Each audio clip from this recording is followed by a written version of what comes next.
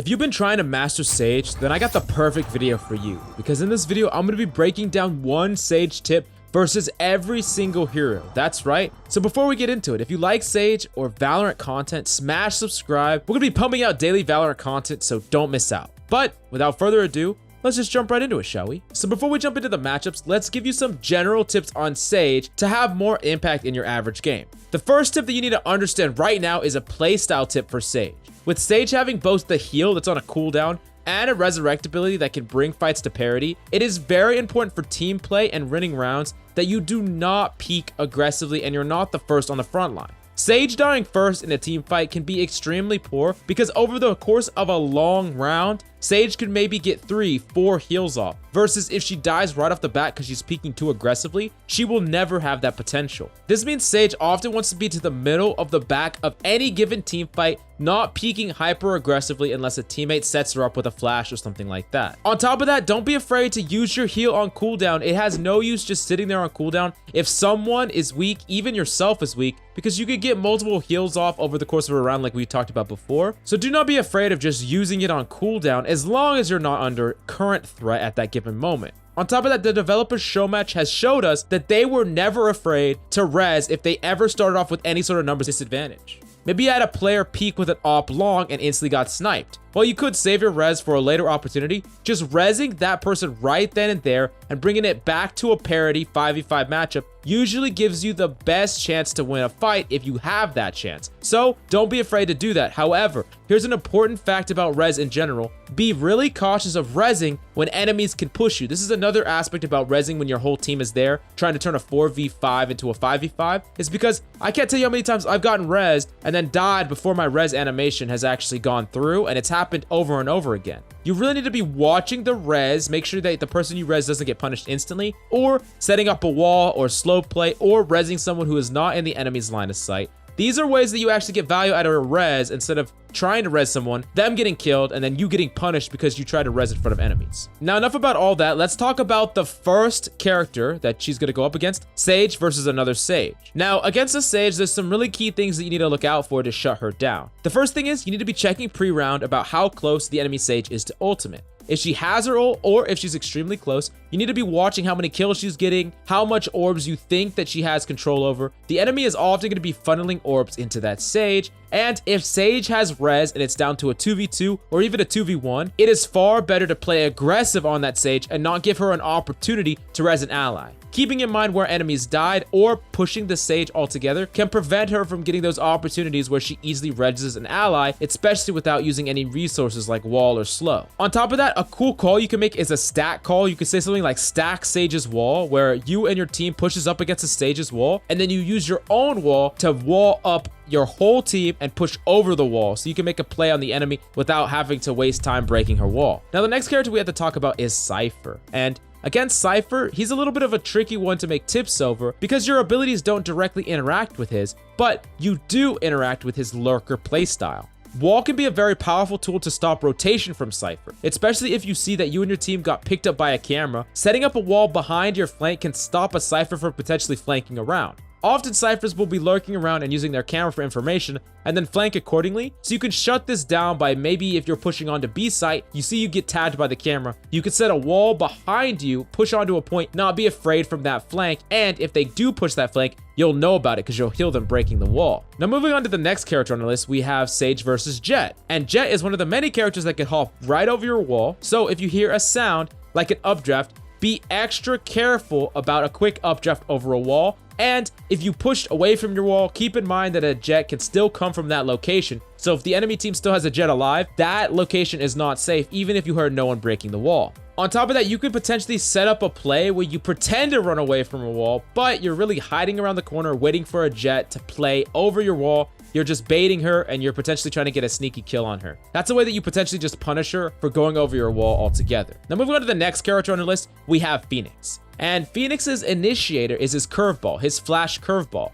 A decent counter to this is Sage's slow orb. As a flash comes out, you can pull back behind natural cover, but at the same time either bounce or throw a slow orb at where you think the enemy is going to progress from, where the flash came from. This way, the enemies can no longer push you, even if you're flashed, because you're behind natural cover. They have to walk through the ice, and you'll hear them coming. So that gives you a little bit of a buffer. Most of the time, it will dissuade them from pushing altogether. And you trade 1-for-1 ability, but now you know where they are, and they also used one of their abilities as well. So it gives you a little bit of wiggle room, and if they actually push into your slow orb, you could potentially counter peek them and punish them for trying to make the play in the first place. On top of that, as an additional bonus tip, it's extremely fun to just wall off when you hear a Phoenix uses run it back to try to push your team. You basically just trade a wall for his whole ultimate if he tries to push you, because by the time he pushes up to the wall, breaks it, and comes to peek you, the time's already up and he wastes his ultimate. And I think trading one wall for an ultimate is definitely worthwhile. Now moving on to the next character on our list, we have versus Omen. And Omen, just like Jet, can go right over your wall, so you definitely need to be looking out for it. Something that Omens will do quite often is they'll actually use their smokes around and on top of your wall and actually teleport inside of it to potentially make a play on you. Sometimes, if you think that an orb is encroaching on your space and you're scared of an Omen potentially teleporting into it, you can just use a slow orb potentially to dissuade him or punish him if he actually teleports inside his shadow orb. This is kind of a read play, but it's one of the ways that you can actually punish Omens that are being too aggressive into your team, because you know those Omens that just teleport into their own smokes and just try to push your team over and over again. Sometimes it's a nightmare to shut them down, but if you can read the enemy, you can do it with Sage. Now moving on to the next character on our list is Raze, and Raze is another character added on the ever-growing list of characters that can just go right over your wall. Raze can fly right over your wall and propel herself over your slow orb as well.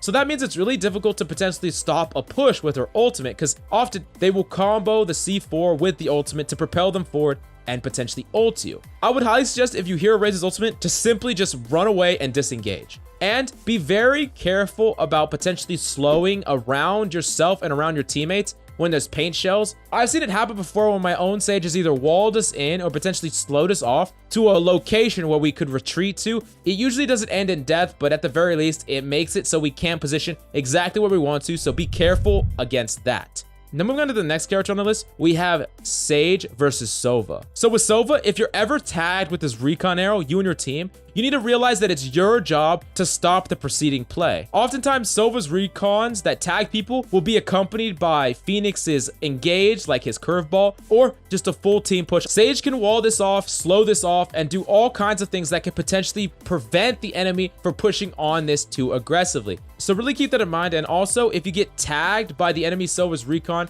definitely make sure that you relocate after you use your abilities so that you don't get wall banged or potentially ulted by Sova. Now moving on to the next character on the list, we have Breach. And Breach, a lot of the counters that you use against Breach are going to be the same way that you counter Phoenix. I mean, they have the same engagement tool, the same flash engagement. So running back when you get flash behind natural cover and bouncing a slow orb off the wall can be a way to prevent joint pushes after you get flash, because that's usually what they use them for. They use them to set up multi-peaks by allies, so you definitely want a slow orb backup so they can't push you and they can't see you. On top of this, just like with the Phoenix example, walling off a Breach's ultimate will still get you and your team knocked up because it will go over the wall, but it will be very hard for them to actually break through the wall and kill you in time before you return back to normal. So it can be a way, if you're quick, to stop this ultimate, because it does have a pretty large windup. You hear it coming, you could probably wall off in response to it. Now, last but certainly not least, we have Brimstone. And against Brimstone, his bread and butter ability is his Cloud Smoke. And often what he'll do is he'll use his Cloud Smoke to set up a scenario where he pushes onto a point. Even through smokes, he'll wall off the high ground and multiple angles and try to push onto a point. Sage is one of the few characters that can actually dissuade the whole team from pushing a point and might make them rotate. You can wall off a potential location even if you don't know where they are. As long as you wall off the center point where they have to rotate through, they will potentially either one, have to break the wall, which tells you exactly where they are, or two, they will rotate altogether. Trading one wall for potentially 3 Cloud Smokes is definitely worth it, and getting that information up against the Cloud Smoke can help you make a play on them.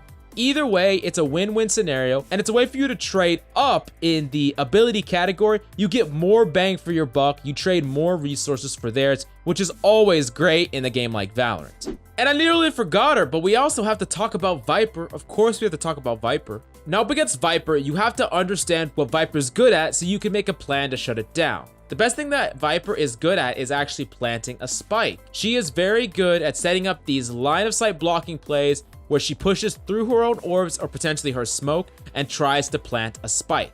During this scenario, Slow Orb can definitely stop her from pushing, But that isn't even the best way to actually get advantage over VIPRE. If you're in a true 1v1 scenario up against a VIPRE and she ultimates a point, it could be a nightmare to push through it, especially alone. But what Sage can specifically do is if you know she's in her ult, you know exactly where she is, you do not have to be afraid of her pushing across the map. In this way, you could potentially gain nearby orbs and go to the perfect ally and potentially res them so that you could push into her ult as a 2v1. This is probably the best tactic that you can do in order to actually give yourself a reasonable shot at winning the matchup up against her VIPRE ultimate, because honestly, pushing into a VIPRE ultimate alone is probably just gonna get you killed. Now, if you have any questions or comments about the tips I have here, definitely let me know, as well as any other videos that you want to see. If you want to see solo versus every character, or if you want to see Omen, definitely smash that like and subscribe button and let me know in the comments down below, and I'll be sure to start working on it right now. That's all we have for you today. I'm Coach Mills, and until next time,